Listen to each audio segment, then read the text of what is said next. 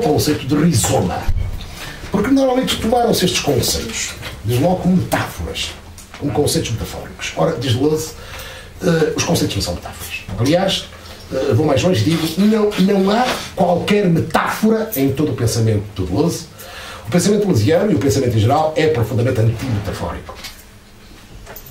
Mas, e Deleuze tem razão aí, eu passo a vida a ler, a passar por textos que, porque de facto este conceito deleuziano teve um grande sucesso, um imenso sucesso.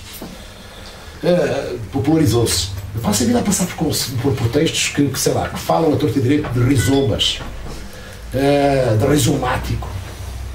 Mas, notando-se, quer nas ideias lá expressas, quer na própria escrita, que quem tal conceito utiliza não faz ponta de ideia do que seja fazer rizoma ou pensar rizomaticamente em Deleuze.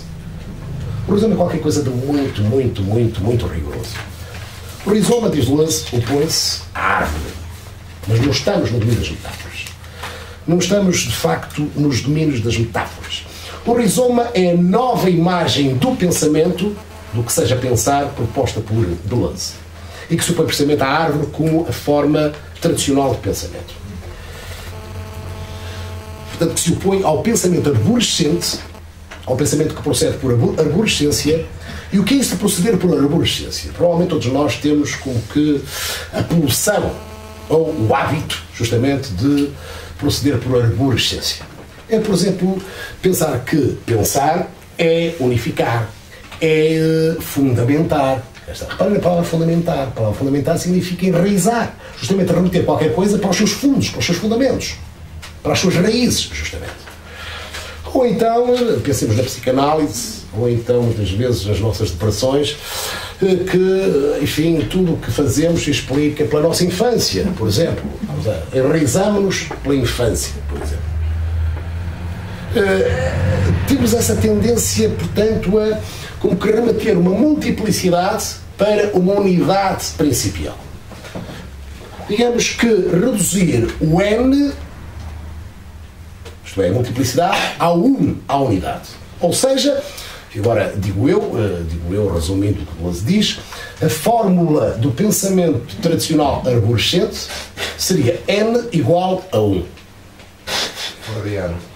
N igual a 1, diz Deleuze. Pois, o pensamento rizomático, por sua vez, tem como fórmula N menos 1, justamente. Trata-se de pensar multiplicidades de toda a espécie, sociais, conceptuais, estéticas, enfim, o que queiram, políticas. Trata-se de pensar multiplicidades, mas subtraindo-lhe qualquer unidade. Ou seja, pensar a multiplicidade por ela mesma e não em função de uma unidade prévia, ou de uma unidade final, sintética, justamente. Trata-se de pensar, pois, contra a unidade, de libertar as multiplicidades. Ora, o que é isso de pensar libertando as multiplicidades? O que é multiplicidade? Pensar, portanto, dizer isto é o mesmo que dizer pensar igual a multiplicitar, em vez de, da forma tradicional, pensar igual a unificar. Pensar é multiplicitar. O que é isso? Vamos apresentar as coisas noutros termos. Diz: pensar por arborescência é, como a filosofia sempre foi tradicionalmente, pensar em função do é. Isto é aquilo. E isso, por sua vez, é uma outra coisa, e vamos aí numa cadeia regressiva até, lá está, ao ser originário, ao ser original, à unidade primeiro. Que se lixo é, diz Deleuze. Aliás, já agora, penso que todos vocês saberão isso, não vou dizer nada que não saibam. Vocês sabem que há línguas, a filosofia europeia, aquilo que tradicionalmente conhecemos por filosofia, bom, tem as suas duas grandes pátrias. A Heidegger gostaria, eu não gosto muito de Heidegger pessoalmente, mas a Heidegger gostaria de me ouvir dizer isto. Tem as suas duas grandes pátrias na Grécia, na Antiguidade, e na Alemanha, nos tempos modernos. Bom, embora eu, por exemplo, seja um grande fascinado pelo pensamento anglo-americano, mas as duas grandes pátrias europeias da filosofia são a Grécia e a Alemanha. São duas línguas em que o verbo ser tem uma pregnância profunda. Vocês sabem que há línguas, o japonês, o russo, o árabe, em que não existe nenhum correspondente do verbo ser. Ou seja, lá não é possível pensar, digamos, desse modo. Eu desafio-vos a tentarem pensar qualquer coisa longamente, omitindo do vosso pensamento, seja mentalmente, seja por escrito, o verbo ser. Estamos tão habituados ao verbo ser que não conseguimos. Diz 12 depois, mas pensar rizomaticamente. Libertar as multiplicidades. É libertar-nos, não é do verbo ser, entenda-se, é da polarização, da pregnância, em termos de pensamento, do ser, é libertar-nos dessa história do ser e passamos a pensar por isto e aquilo, e aquilo, e aquilo, multiplicidades. Pensamos por colagens, justamente. Isto é, pensarmos, por exemplo, elementos da arte conjuntamente com elementos da filosofia, com elementos da política, com elementos disto e daquilo. É proceder por colagem, justamente. É arrancar da nossa cabeça a árvore que lá temos habitualmente. Todos plantamos, ou melhor, a todos nos plantaram uma árvore na cabeça. Tiremos essa árvore da nossa cabeça e rizomatizemos. Façamos rizoma neste sentido. Pensemos e vivamos. Deleuze até diz assim um pouco, enfim, euforicamente, vivamos até os nossos próprios amores rizomaticamente.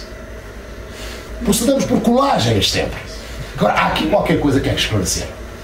Até para evitar certos equívocos com certas correntes ditas pós-modernas que, enfim, eu repugnavam Deleuze tanto quanto a mim. É que pensar rizomaticamente, e a isto chamava também Deleuze noutros textos o seu empirismo transcendental, porque o que Deleuze vem mostrar desde o primeiro livro de 53 é que justamente o empirismo, ao contrário de tantas vezes se pensa, outra ideia perfeitamente escolar, patética, é que o empirismo nunca foi a teoria que diz que o conhecimento vem da experiência. Porque se fosse, então não havia nenhum filósofo que não fosse empirista, no limite. Todos os filósofos seriam empiristas. Não. O empirismo é, pelo contrário, a teoria, digamos, a filosofia, que em vez de pensar, digamos, pelo primado do ser, ou da ontologia, pensa em função do I, justamente. É uma lógica das relações. Não é uma lógica do ser, é uma lógica das puras relações. Isto e aquilo, justamente. Experimentemos. Mas não é entre isto e aquilo, aparentemente, relações. Portanto, melhor, experimentemos, descobramos que relações secretas há entre isto e aquilo que é completamente heterogéneo ao primeiro termo. E multiplicitemos os termos. Vocês podem dizer, então, anything goes, quer dizer, tudo vale, façamos qualquer colagem, pelo contrário. Pelo contrário. Na medida justamente em que procedamos por colagens, por multiplicidades livres, libertas toda a unidade, então há que ter o máximo cuidado em selecionar os bons dados, a colar os bons dados, justamente, a relacionar. É aí que começa uma responsabilidade fundamental do pensamento rizomático, que é justamente na medida em que, digamos, não tem nenhum método. Estamos no campo da pura experimentação, pensar em experimentar. Não há um método que possamos aplicar e dizer, se eu aplicar este método, estou a pensar corretamente. Não. Libertemos também dessa ideia de método, dessa garantia metódica. Não. Trata-se, pelo contrário, de pensar, digamos, como um funâmbulo, sabendo que podemos partir as costas, caindo lá do fio. Não há pensamentos sem riscos. O pensamento é um ato perigoso, já dizia Foucault. Não há pensamentos sem riscos. Todo pensamento arrisca-se a recair no caos ou a recair na loucura, por exemplo. Mas, para todos os efeitos, o pensamento passa sempre por essa via. Passa por uma experimentação de relações entre termos heterogéneos entre si, mas que requer uma seleção rigorosa, muito rigorosa, justamente, dos termos a selecionar. Isso é exatamente o contrário daquilo que passa aí. É uma palavra que eu me recuso nos meus textos a utilizar. É exatamente o contrário daquilo que se chama por aí o pós-modernismo ou pós-modernidade, precisamente. Bom, vamos passar para... Já estamos a chegar ao fim. Ainda não é o fim, mas estamos quase. Vamos para esse de sensação. Esta cerveja já está, mas é... Está quente, não é? Está quente isto, já de cerveja tem... Outra vez. Luís, mais tempo? Pode ser. Pode ser aí. Pediste também? Sim. O que és que eu peço? Não, já pedi. Pediste, bem, mas já agora também deu uma oportunidade. Antes que venha aquela. Não se estraga essa hoje.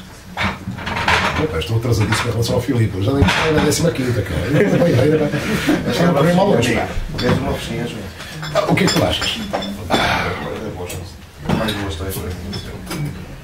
E tu é que é uma e ele. Oh, camaradas, bem Deixa isso. eu dar as duas. Ei. Continua. Também é para. Também para mim. Não há uma reunião. Obrigado, obrigado.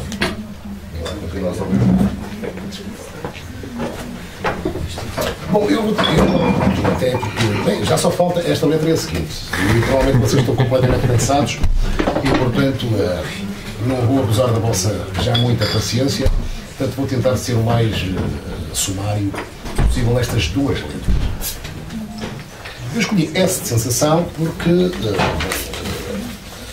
desde logo, bom, a ideia era, eu hesitei, o P de pintura. Não, mas eu quero falar da teoria, muito rapidamente, da teoria deleuziana da arte. É isso que aqui me interessa, muito sinteticamente. Eu há pouco dizia-vos que Deleuze foi o primeiro filósofo a escrever sobre o próprio cinema. A pegar Morin à parte, mas expliquei porque é que Morin nem sequer conta nesta conta, porquanto escreveu um tratado de antropologia filosófica, não um tratado sobre o cinema. Assumidamente. Deleuze foi o primeiro a escrever um livro sobre cinema. Mas o que é curioso é que Deleuze também foi o primeiro a escrever um livro sobre um pintor, justamente Francis Bacon. Nunca nenhum filósofo tinha dedicado um livro de filosofia. Vamos falar de textos. Há, por exemplo, aquele célebre texto que ainda recentemente reli, que é um texto notável, por exemplo, de Merleau-Ponty sobre Cézanne, a dúvida de Cézanne. Texto extraordinário. Não. Mas eu não me refiro a pequenos e bem importantíssimos. Há textos pequenos que valem muito mais que tratados inteiros. E muitas vezes de ideias são vazios. Os textos também não se medem aos palmos, não é? Aos parágrafos. Mas livro de filosofia sobre o pintor, o primeiro a escrever foi também Deleuze, em 1981, com o seu livro Francis Bacon, Lógica da Sensação. Vou ser muito sumário, mas queria aqui destacar duas ou três ideias. Já há pouco vimos a arte, é obviamente um domínio de criação. Mas criação de quê? Criação de quê? Não é criação no sentido, eu imaginei umas coisas, espeto para aí assim umas tintas numa tela para exprimir o que imaginei, ou para exprimir os meus sentimentos, e pronto, isso é um criador. Criei qualquer coisa. Desde logo, a arte é, em qualquer dos seus domínios de expressão, entenda-se, estamos a falar da arte em geral, a arte é criação, diz Deleuze, de sensações. Mas para percebermos bem isto, temos que perceber que sensação em francês, no francês de Deleuze, no francês filosófico de Deleuze, tem nada a ver com sentimentos. Nunca há arte nenhuma, a começar por aquela coitadinha que é sempre acusada disso, ou glorificada por isso, nem mesmo a poesia, nunca arte nenhuma existiu para exprimir sentimentos. Não há nada que irrite mais um artista em qualquer domínio que digam que aquilo que ele faz é exprimir sentimentos. Os sentimentos são pré-artísticos. Os sentimentos são coisas pessoais. E a arte opera num plano impessoal. Não. A arte produz sensações que são coisas que não têm nada a ver com os sentimentos. Um sentimento vem de dentro. Estou debilitado, estou sedento, estou ansioso, estou apaixonado. Uma sensação vem-nos de fora. Uma sensação vem-nos de fora. Pode ser a sensação arrebata-me. Não é subjetiva sequer. Não é algo que parte de mim sujeito. É algo que, digamos, pega em mim sujeito que me puxa para fora de mim. Por exemplo, se eu já me tenho sucedido, não é que eu seja assim uma aula muito poética, mas se eu tenho muito distraído, mas sei lá, já me tenho conseguido tomar um café, por exemplo, a uma esplanada na Foz, e de repente olhar assim, quando começa o crepúsculo, olhar e ficar esquecido de mim, olhar a beleza de um crepúsculo. Aquela sensação, digamos, daquele jogo de cores extasiante. Um rosto pode ter sobre nós, um olhar, um sorriso pode ter esse efeito em nós. É algo que vem de fora e como que me puxa para fora de mim, que me desborda, digamos assim. Diz o Beckett, controlled mechanically without assistance from. Exatamente. Sem fora. Mais ainda. Quando não se fala de sensações, ele diz